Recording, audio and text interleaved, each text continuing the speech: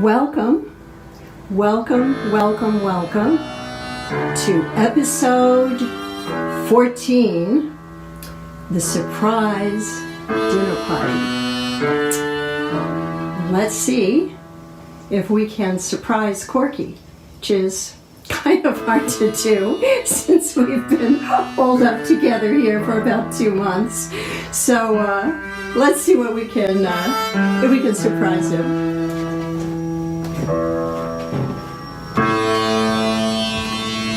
Hi, Corky. Surprise. Guess who? Oh. 3 guesses. 3. It's Holly. That's right.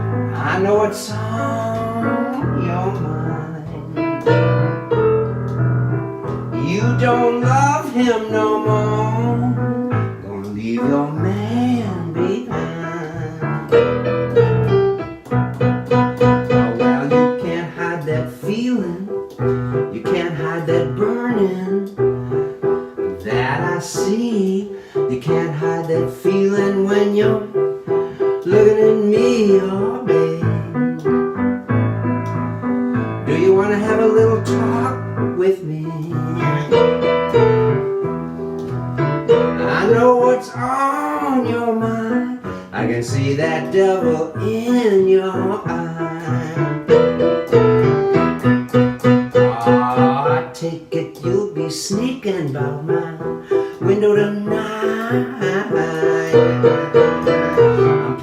on those vibes, baby.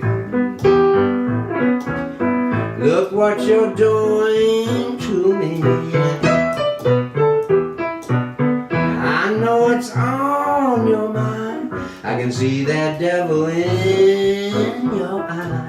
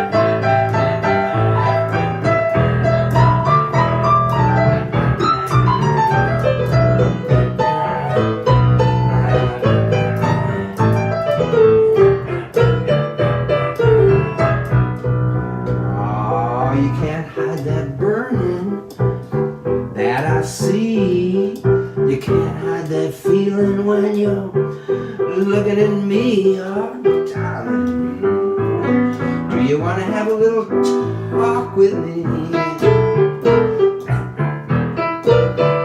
I know it's on your mind. I can see that devil in your eyes. Well, I take it you'll be sneaking by my window tonight.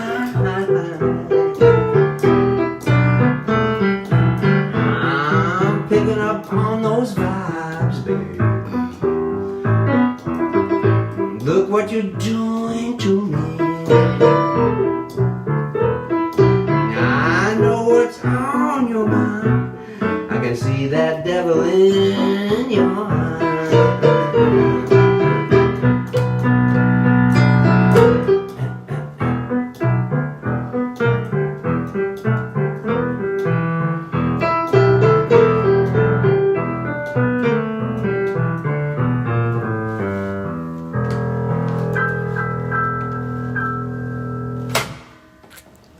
Too old for that song. Story time. All right. Okay, so come over. Just in case you would like that song, it was originally done with Siegel-Schwall, and Yeah. it was originally done here. Originally done on this one. 1971, the RCA recording. Yes, yes. On Wounded Bird now. And this is Alligator Records reunion concert. And 2 versions. What can I tell you? Okay, good luck. Okay. Story time. Story time. Story time. This is story time. So, this is a picture. Let's take this picture. All right. This is Dr. L. Subramaniam. Dr. L. Subramaniam. What's his full name, Holly? Lakshmi Narayana Subramaniam, which is a lot to fit onto your ticket, your airplane ticket. Yes. So we call him LS. LS. Dr. LS. Dr. LS.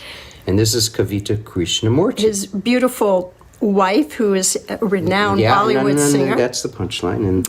And then this is us together. Okay, so they were coming They were in Chicago. They're from India, Bangalore, India. And they were coming to Chicago, and we were and we invited them over to our little apartment, and they were going to have dinner with us. So now you see them. So come over to the story time couch, and I have some notes, so I don't want to leave anything out. So they were going to come to dinner, and then we found out that Ernie Watts and his wife Patricia were going to be in town also. We thought, this is great. Our little table. Did they see the little table? We could show them later. We'll show them later. Mm-hmm. Our little table in which is our dining room, which is in our sunroom, because this right here, this is our office. So our actual dining room is in our sunroom, and it holds 4 people. But we could open the table and hold 6 people comfortably. So we invited Ernie and Patricia. We were very excited. And then Dr. L.S. said, you know, Chi Xuan, your violinist who also plays a Chinese erhu, I'd like to hear that close up and see what she can do on it. So we invited Chi Xuan, at the time her boyfriend Matthew. So that was 8 people. We figured we could squeeze in 8 people. But in order for Chi Xuan to get over, to get over here, she was not with Matthew at the time. She was with Jill Kading, our cellist back then. And so we said, okay, we'll invite Jill, and she could drive Chi Xuan over, and that'll be great. We could squeeze 9 people in, we thought. So let me tell you this story. So about 40-some years ago, I'm on my back porch, and I look right next door, and I see a woman who looked very much, and she's listening right now, as my ex-wife. Okay? And I say, Sandra, is that you? And she turns around and she says, Corky, what are you doing here? And I says, well, I own this little condominium apartment. And she went, oh no, I just closed on this one. Next door. Right next door. So we see her every day. Hi, Sandra. We'll see her again today. I call her my wife-in-law. Yeah, so that's Sandra. Anyway, at the time when I was touring with Siegel-Schwall, Sam Lay was beginning to feel his age a little bit and felt like he needed some help with the drumming. And he also sometimes liked singing so someone else could drum. Well, Sandra's partner was Arthur Irby, a really amazing drummer and really incredible R&B singer also. So we had 2 drummers with Siegel-Schwall for the last few years of our performance. And so we thought, well, Sandra teaches, teaches at the Chicago School of Psychology, and she had a student who was from India, who was like a major fan of Kavita Krishnamurti. And just said, is there any way I could just come and say hello and just see them even for a second and say hello? That would be amazing.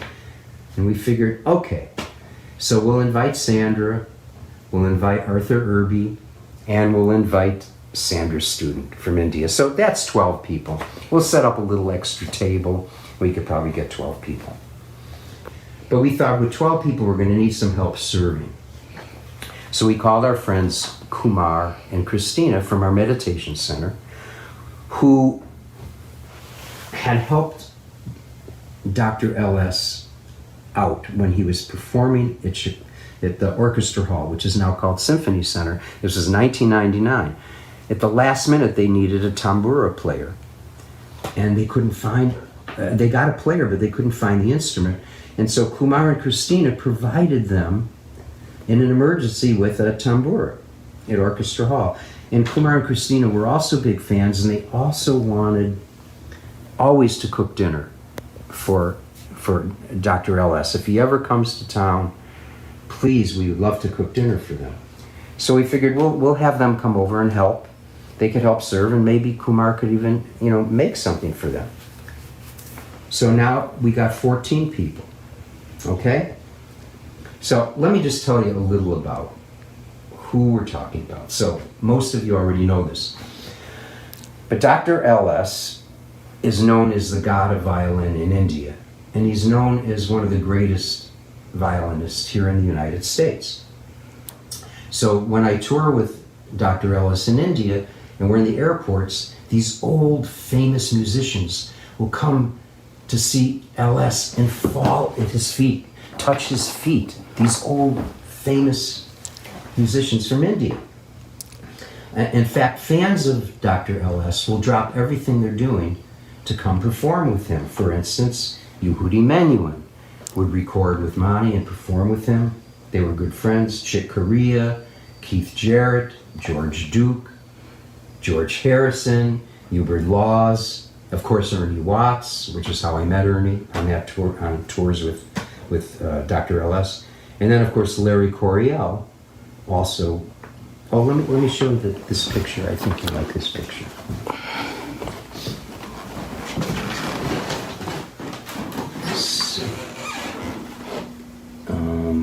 Yeah. Okay, so this is Lincoln Center out of doors. And see, there's Larry Coryell. There's Dr. Subramaniam's son, Ellis's son. There's Kavita singing away. This is Lincoln Center outdoors. There's Dr. LS. There's Jerry, the bass player at the time, and I don't know who that guy is. He's playing harmonica. That's just so weird. Okay, we could come back. Well, you know what? No, stay there. Stay there, because you know what?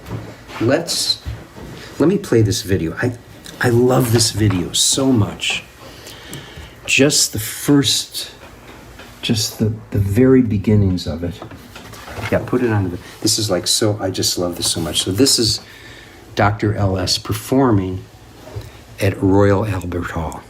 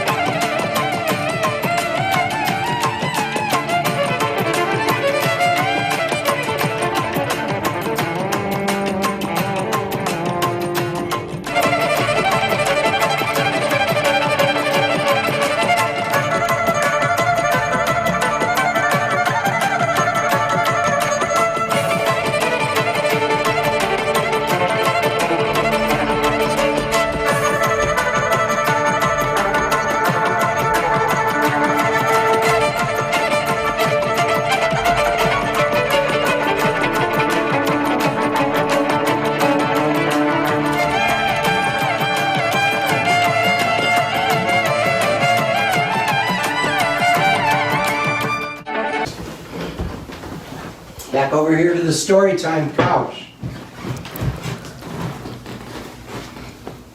So I was in Canada doing a performance at a festival in Canada, and there was this renowned Indian musician performing, and I thought what he was doing was very interesting. And so at the end of the concert, I went backstage just, and it was an outdoor concert, and so the backstage was like, in the dirt and in the mud. And I'm standing there with this, and I asked the Indian musician, I said, that was really great. I loved the group you put together and the music you're playing. And he asked me, he said, have you ever been to India?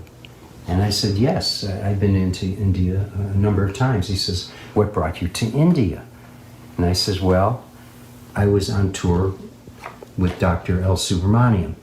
And immediately he fell on the ground in the mud and the dirt and touched my feet just because I knew Dr. L. Subramaniam. So that's how this guy was. So when they come to Chicago, I remember one time we're eating at the creperie on Clark Street, and it was Kavita and Mani, and we walked outside, and all of a sudden this crowd formed around Kavita, and everyone wanted her signature.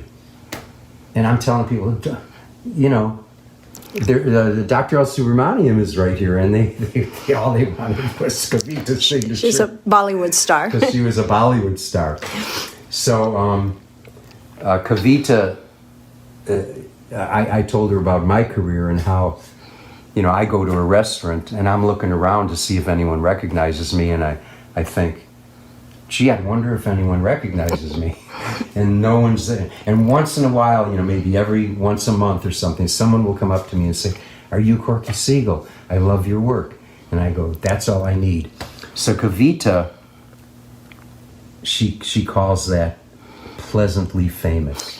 So I'm pleasantly famous. So anyway, the party has grown to, at this point, 14 people. It's getting late. Holly went down to Devon Street to do a little shopping. To add to the already planned dinner. Yeah. Since we have an extra Yeah. 5 people. And so she was there and she was picking up some food for 14 people when the phone rang. I picked it up and it was the Indian Consul General here in Chicago who wanted to invite LS and Kavita to dinner that same night. This was uncomfortable. I handed the phone to Dr. LS and he's trying to explain that he already has a dinner engagement with Corky and Holly. And the Consul General, I said to Monty, well, invite them. And Monty's trying to explain, no, they have other guests. They have other guests coming. But maybe, LS said, maybe I call him Monty also. Maybe I could do both. And I'm thinking, oh my God, not both. He can't do both dinner parties at once. So I signaled to Dr. Ellis, I said, invite them. Tell them to come here. And for some reason, Dr. Ellis didn't seem excited about doing that, and I insisted. He was hesitant, very hesitant. Yeah, very hesitant. So he went ahead and, at my insistence, invited them. And the Consul General said he would have to talk to his daughter first, who's visiting Chicago, to make sure that that's okay. Now, there's a secret here. It's like watching a TV mystery. It's a turning point in the mystery. And you were meant to miss this, that he needed to call his daughter first. That's a clue. So, yeah, that's a clue. So I have to call Holly, who's out doing some shopping, preparing for more people, to tell her there's 2 more people coming. It's a Consul General and his wife, so now we have 16 people, so I wanted to warn her about that. 30 minutes later, the Consul General calls back and accepts the invitation from LS and me. You see, when the Consul General invited Dr. LS to dinner, he was actually inviting him to a big dinner party he was having for his daughter who is getting married. So when I asked LS to invite them here, he and the Consul General understood them was the whole dinner party of 12 people. And they had no reason to think that I didn't understand that. And Dr. LS, of course, thought I was being extremely naive and overconfident about how Holly might respond to hosting not 14 but 24 people with an hour's notice. And that's why he hesitated to invite the whole wedding party in the first place, even though I was insisting. At this point, I'm still thinking them meant 2 people when the Consul General said yes. All 12 people can make it. I called Holly back and she said, "Are you kidding?" Now it's 26. And some other things. Yes, and some other things. Now it's 26 people, but hey, who's counting? Not Corky. So she was at Tiffin at the time, our favorite Indian restaurant, but when she told them what the situation was, they couldn't handle it, so they were running to other restaurants up and down Devon Street, picking up big trays of food. So it was quite a scene. So Holly called our neighbor upstairs, Kevin, who's an interior designer, and he brought down his dining table and another table and some extra china, more silverware, glasses, dining chairs to fill the sunroom and the living room and the office and our kitchen. We had people all over the place, packed into every single room. Every nook and cranny. Every nook and cranny. But it was a meeting of great souls. We had so much fun. The consul general and his wife became dear friends, and his wife is totally a queen. After dinner, we all squeezed in, just in the living room and the sunroom in the front. Should we take a look at it? Why don't you just go show them? Okay. Go show them. I'll wait here. Come with me. I'll show you exactly how tiny this space is. Here we go. Here we go. Okay. So this is the living room, right? And that's the very tiny little sunroom and even tinier table. This table opens up and it seats 6 comfortably, 8 maybe. And then we extended them on into the living room and further and further and further into every spot, as Corky says. Yeah, and so what I got written down here on my notes is that every chair and every arm of every chair was taken as even a few more friends dropped by.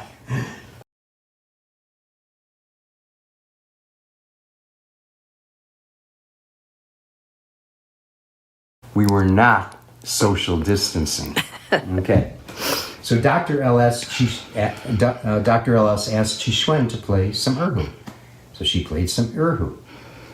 Then Jill played some Bach on the cello. And then Matthew Santos, who is on the different, we don't have it here, Different Voices album, the Chamber Blues Different Voices album, he sang with Lupe Fiasco, Superstar. 22 million selling hit. Yeah, so he sang a tune. And then I jokingly said to Ernie, "Hey Ernie, why don't you play something?" Ha ha. But I was totally joking. And to everyone's surprise and delight, Ernie went and got his saxophone and played a jazz solo for everyone. And I'm going, "Oh my God, Ernie Watts is singing in my apartment." And if that wasn't enough, Kavita sang a Hindustani jewel. And then Dr. Ellis picks up his violin and is playing along.